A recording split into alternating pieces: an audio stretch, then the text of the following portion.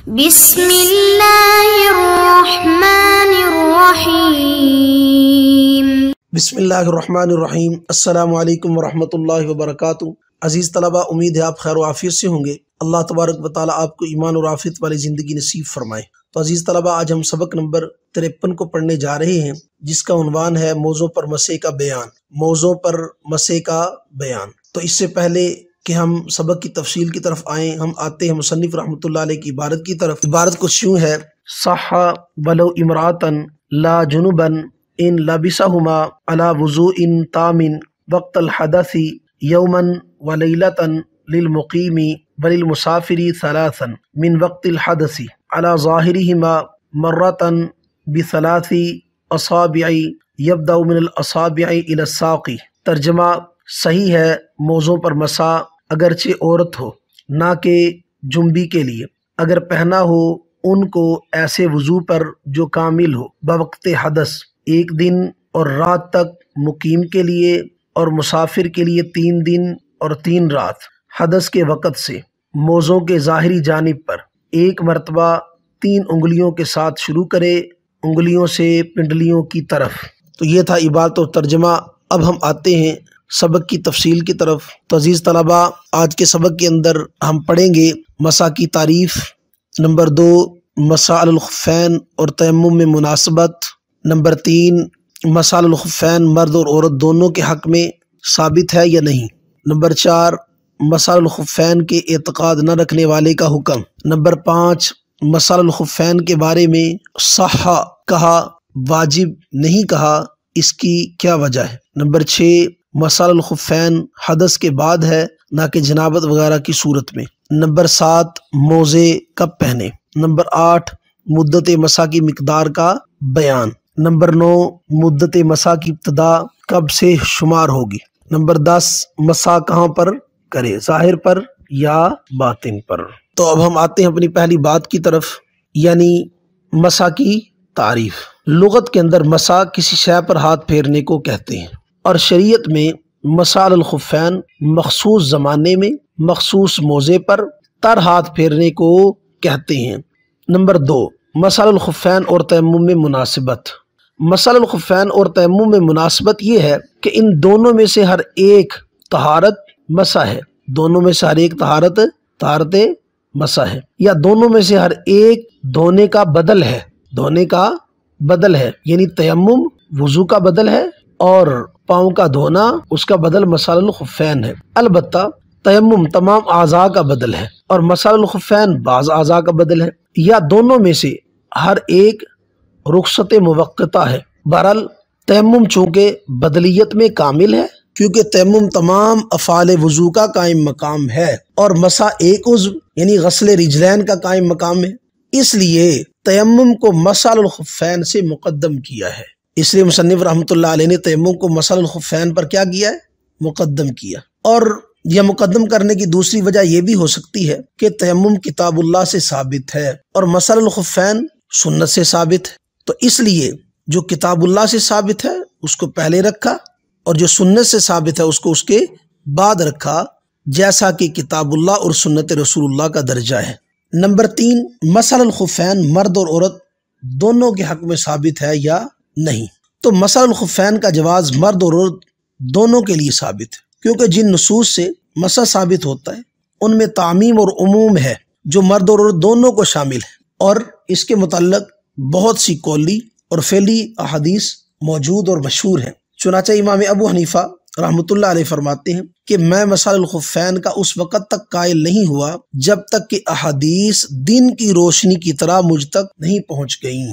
اور یہ بھی فرماتے ہیں کہ اگر کوئی شخص مسح علی الخفین کے جواز کا اعتقاد نہ رکھتا ہو، اگر کوئی شخص مسح علی الخفین کے جواز کا اعتقاد نہ رکھے تو وہ بدعتی شمار ہوگا۔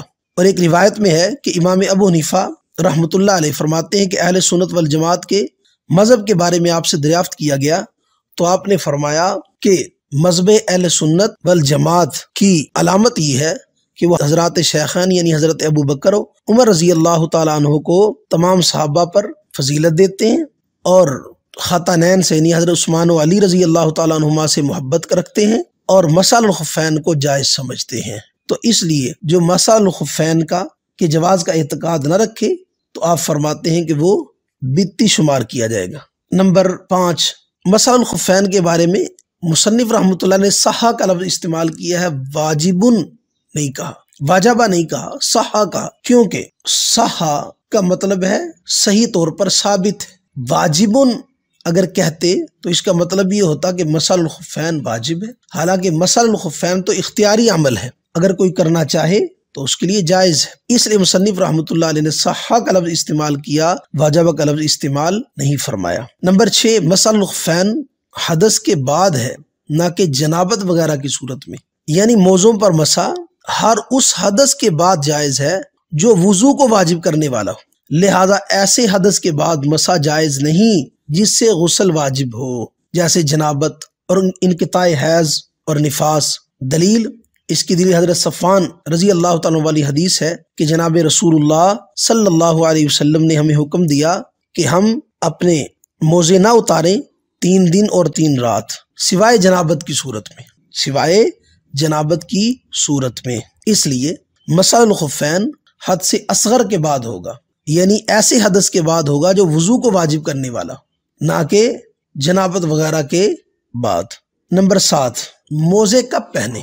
تو کامل وضو کر کے موزے پہنے، کامل وضو کر کے پھر موزے پہنے، پھر حدث پیش آ گیا، کامل وضو کر کے اس نے موزے پہنے، پھر حدث پیش آ گیا، یعنی بوقت حدث اس کا وضو کامل تھا، تو اب ان موزوں پر مسح کرنا جائز ہے، اب اس کے لیے ان موزوں پر مسح کرنا جائز ہے۔ لہذا اگر کسی نے یوں کیا کہ صرف پاؤں دھو کر موزے پہنے، پھر باقی ماندہ وضو مکمل کرنے سے پہلے اس کو حدث پیش آ گیا، تو اب موزوں پر دوبارہ وضو کرتے وقت مسح جائز نہیں ہے، کیونکہ موزے پہننے کی شرط کیا ہے؟ کامل وضو، کامل وضو سے پہلے حدث پاؤں کی طرف بھی سرایت کرتا ہے۔ تو اب اگر موزوں پر مسح کو جائز قرار دیا جائے تو اس کا مطلب تو یہ ہوا کہ موزے رافع للحدث ہے، حالانکہ موزے رافع نہیں بلکہ مانع للحدث ہے، رافع للحدث نہیں ہے بلکہ مانع للحدث ہے۔ تو اس لیے پتہ چلا کہ موزے کامل وضو کر کے اس نے پہنے ہوں، پھر اس کو حدث پیش آیا تو پھر اس کے اوپر وہ مسح کر سکتا ہے، ورنہ اس کے لیے مسح کرنا جائز نہیں ہے۔ نمبر 8، مدت مسح کی مقدار کا بیان، مدت مسح کی مقدار کا بیان۔ مدت مسح مقیم کے لیے 1 دن اور 1 رات اور مسافر کے لیے 3 دن اور 3 راتیں۔ اس کی دلیل نبی علیہ الصلوۃ والسلام کا فرمان، یمسح المقیم یوما ولیلۃ والمسافر 3 ایام ولیالیھا۔ جبکہ امام مالک رحمۃ اللہ علیہ کے نزدیک مسح الخفین مقیم اور مسافر دونوں کے لیے موقت نہیں، بلکہ وہ فرماتے ہیں جب تک جی چاہے موزوں پر مسح کر سکتا ہے۔ ان کے ہاں اس کا وقت متعین نہیں ہے، بلکہ موزے پہننے کے بعد جب تک مسح کرنا چاہے تو موزوں پر مسح کر سکتا ہے۔ نمبر 9، مدت مسح کی ابتدا کب سے شمار ہوگی؟ مدت مسح کی ابتدا کب سے شمار ہوگی؟ تو جب متوضی وضو کر کے موزے پہن لے، اس وقت سے مدت مسح شروع نہیں ہوگی، بلکہ وضو کر کے موزے پہنے اور موزے پہننے کے بعد جب حدث لاحق ہوا تو اس وقت سے موزوں کی مدت شروع ہوگی، اس وقت سے 1 دن 1 رات یا 3 دن 3 رات کی مدت شمار کی جائے گی۔ نمبر 10، مسح کہاں پر کرے، ظاہر پر یا باطن پر؟ تو مسح موزوں کے ظاہر پر کرے گا، نہ کہ باطن پر، کیونکہ موزے پر مسح کرنا یہ خلاف قیاس ہے، لہٰذا موزوں پر مسح جب خلاف قیاس ہوا تو خلاف قیاس کا ضابطہ یہ ہے کہ خلاف قیاس اپنے مورد پر بند رہتا ہے، لہذا اس وجہ سے مسح کرنے والا شخص موزوں کے ظاہر پر مسح کرے گا، نہ کہ باطن پر۔ تو عزیز طلبہ، یہ تھا آج کا ہمارا سبق۔ اللہ تبارک و تعالی میں دین کی صحیح سمجھ نصیب فرمائے، اللہ تبارک و تعالی تفقہ فی الدین نصیب فرمائے، دین کے سمجھ کر اس پر عمل کرنے کی اور اس کی اشاعت کرنے کی توفیق نصیب فرمائے۔ وآخر دعوانا ان الحمد للہ رب العالمین۔